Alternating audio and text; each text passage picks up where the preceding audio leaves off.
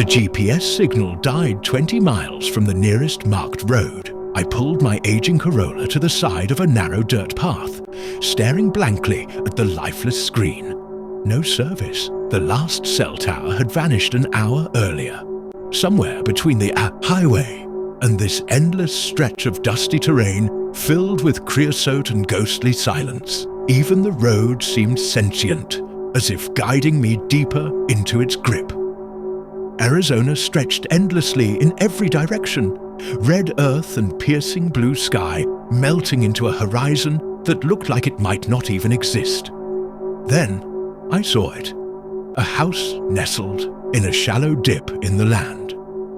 The adobe walls were the color of dried clay and blood, worn but solid.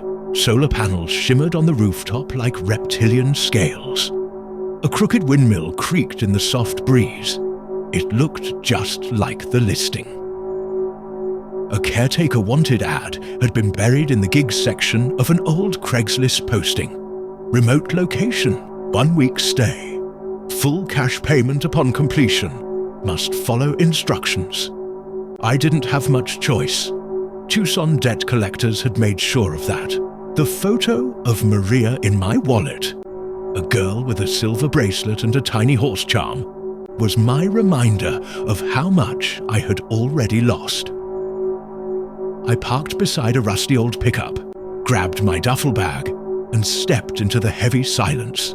It wasn't peaceful. It was the kind of quiet that makes you lower your voice, as if the land itself is listening.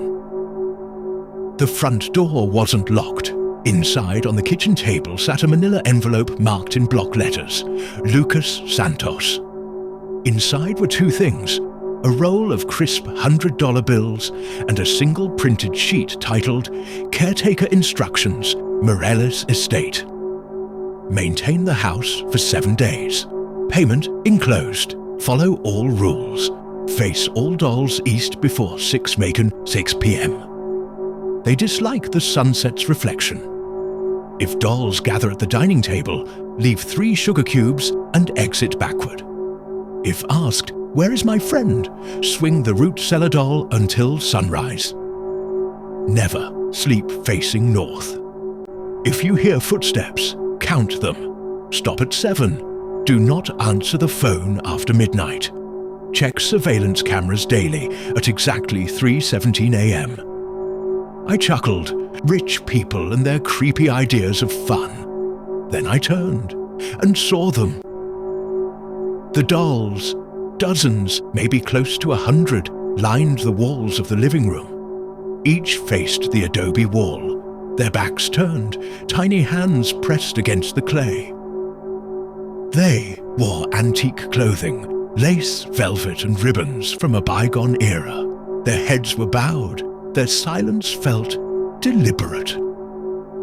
I walked to the first one, 18 inches tall, a blue sailor suit, real hair, human, yellowed with time. When I turned her east, her head rolled back with a faint mechanical click. Her eye chuckled, rich people and their creepy ideas of fun. Then I turned and saw them. The dolls, dozens, maybe close to 100, lined the walls of the living room. Each faced the adobe wall, their backs turned, tiny hands pressed against the clay. They wore antique clothing, lace, velvet, and ribbons from a bygone era. Their heads were bowed. Their silence felt deliberate. I walked to the first one, 18 inches tall, a blue sailor suit, real hair, human, yellowed with time. When I turned her east, her head rolled back with a faint mechanical click. Her eyes weren't painted, they were glass with deep pupils that followed you. I swore she blinked. I recoiled. "Just old junk," I whispered, but my shaking hands betrayed me.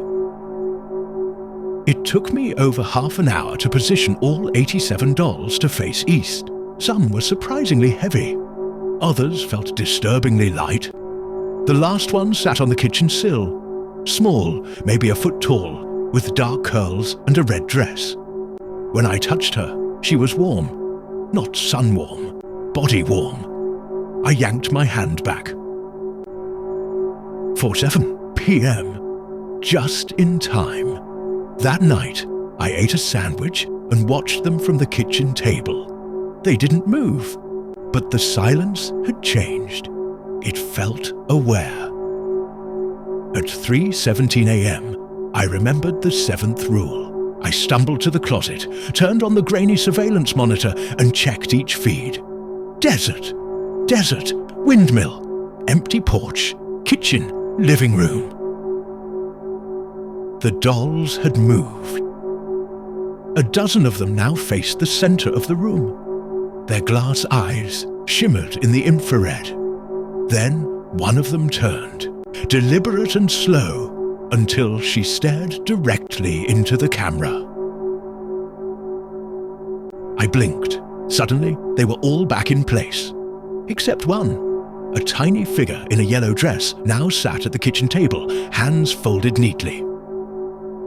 Second rule, leave 3 sugar cubes, exit backward. I obeyed, my hands trembling as I placed the sugar cubes and stepped backward, never taking my eyes off the doll. Once in the bedroom, I locked the door.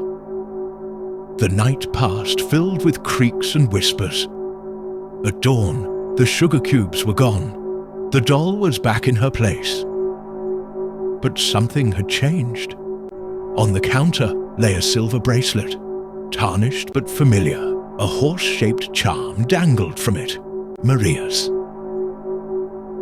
Day 2 began with blood. 3 dried drops on my pillow. I wasn't bleeding. My lips tasted of metal and burnt sugar. I checked my face. Clean. The security monitor showed nothing. I rewound the 3:17 a.m. feed. But in the recording, the dolls never moved. The camera lied. I wandered the property that afternoon. Behind the house, built into a slope, was the root cellar. Its padlock crumbled in my hands.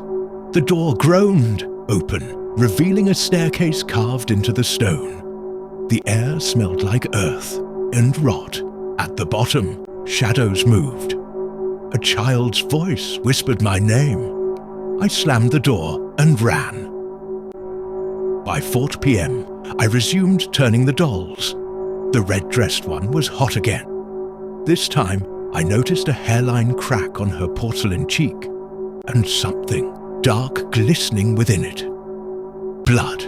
5 days remained. The house was no longer just eerie.